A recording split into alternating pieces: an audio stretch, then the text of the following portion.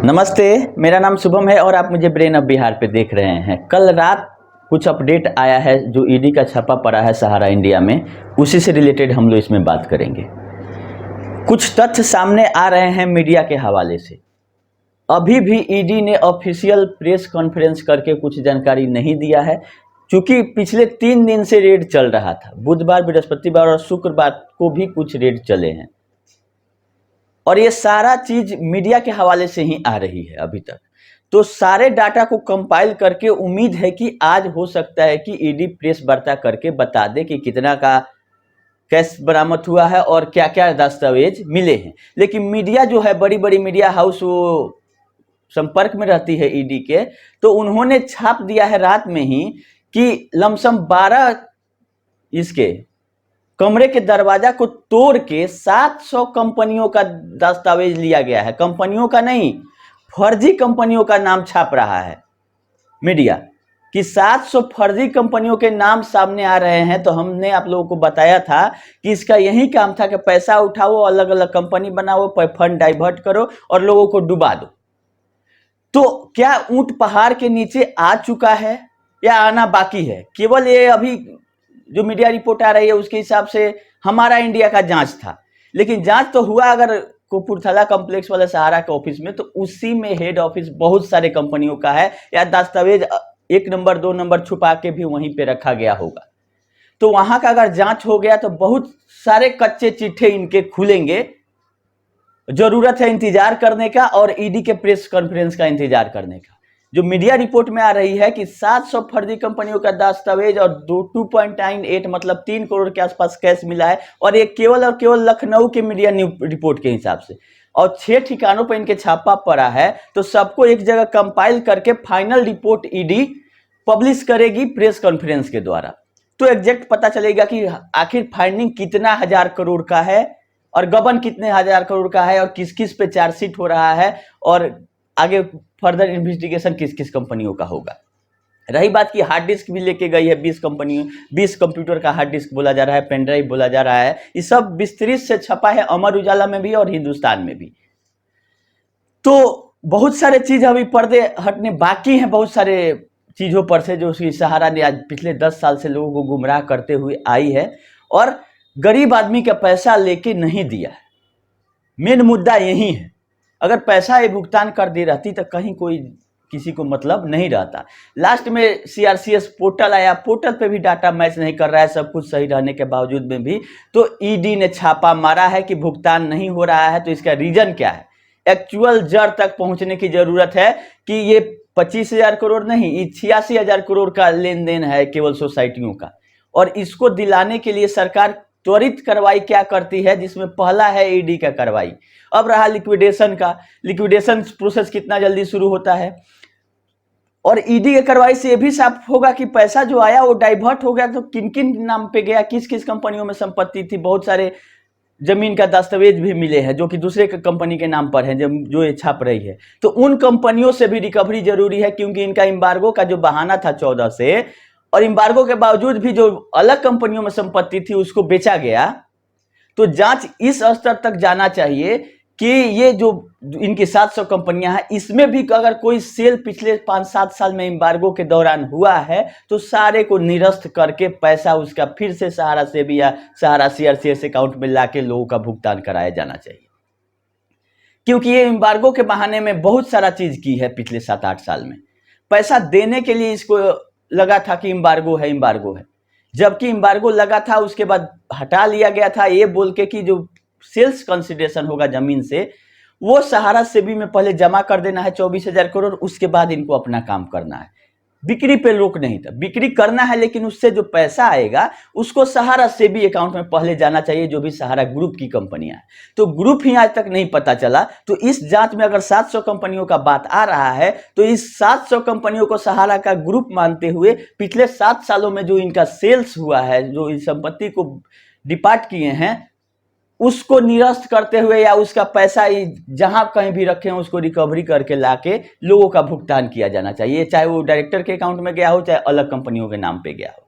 तो इस 700 कंपनियों का डाटा ईडी के द्वारा अगर सुप्रीम कोर्ट में कहीं दे दिया जाता है कि ये इनकी लिस्ट है कंपनियों की जहां पे इनकी संपत्ति थी और इस सारे कंपनियों से रिकवरी करके लोगों का भुगतान किया जाना है, क्योंकि 85,000 करोड़ केवल मूलधन का क्लेम हो चुका है पोर्टल पे और ये विथ इंटरेस्ट देने की बात थी जहां की 2 लाख करोड़ से ऊपर हो जाएगी। तो काफी सही दिशा में चल रहा है, लेकिन अभी केवल और केवल मीडिया रिपोर्ट ही आ रही है जिससे हम लोग आप लोग को अपडेट कर रहे हैं। अमर उजाला सबसे पहले अपडेट कर रहा है, आज हिंदुस्तान ने भी कर दिया है और फाइनली सबका कंपाइल करके ईडी जैसे ही प्रेस कॉन्फ्रेंस करेगी वो अपने वेबसाइट पे डालेगी, हम आप लोगों को वैसा अपडेट करेंगे।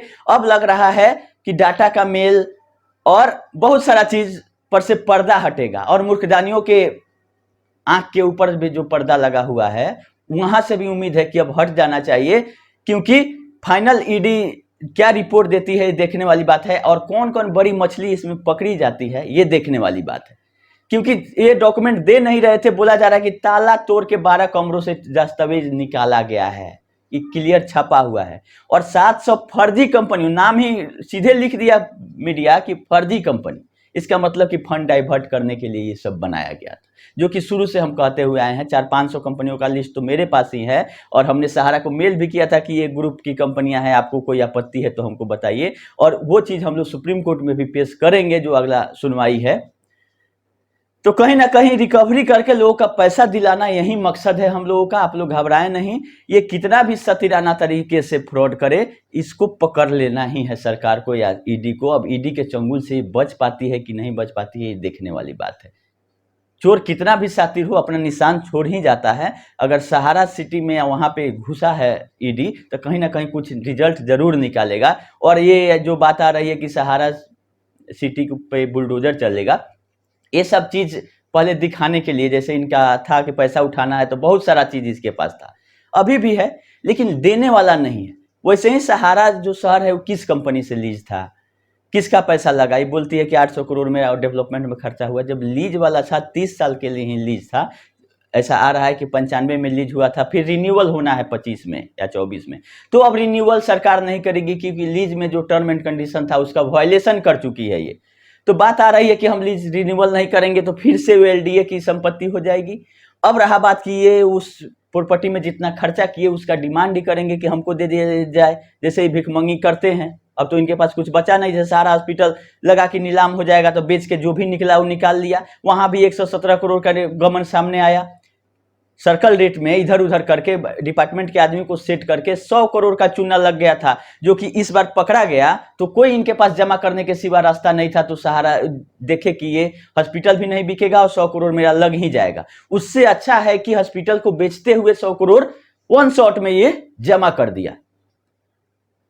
लेकिन अब सब डिपार्टमेंट वाले भी डर रहे हैं कि जब ईडी का छापा पड़ रहा है तो जो भी ऊपर नीचे और ये सेटिंग करके लिए होंगे वो सब चलेगा नहीं, सबका पुर्जा खुलेगा धीरे धीरे। तो कोई भी अब इनसे सेटिंग के स्थिति में नहीं होगा, इसीलिए सारा पेपर दुरुस्त किया जा रहा है डिपार्टमेंट के तरफ से भी कि कहीं डिपार्टमेंट के आदमी पे कार्रवाई नहीं हो जाए, कुछ गड़बड़ी पकड़ाएगा तो सब लोग अपने अपने तरफ से पल्ला झाड़ रहा है क्योंकि इनका काम हो गया है तमाम।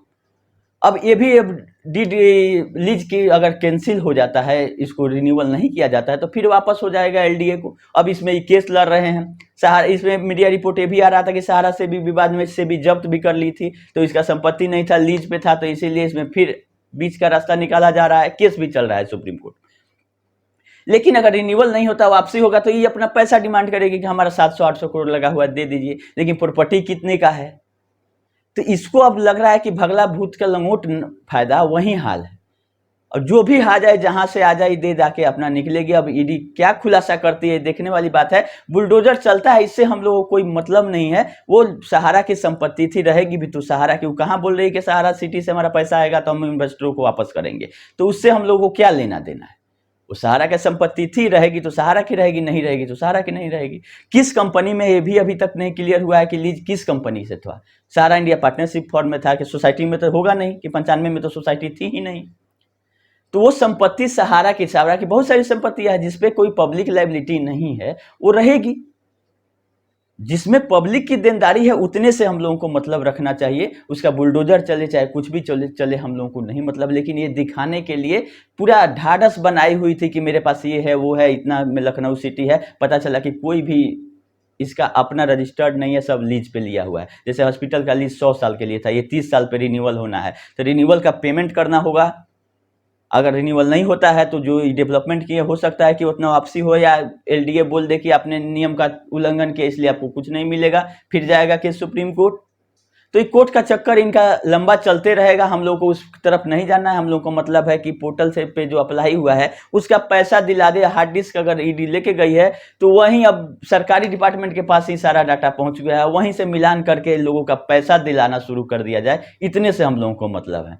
इसका तो बनहानी बढ़िया से हो गया है, अब लग रहा है कि खैर इंतजार कीजिए ईडी के प्रेस कॉन्फ्रेंस का।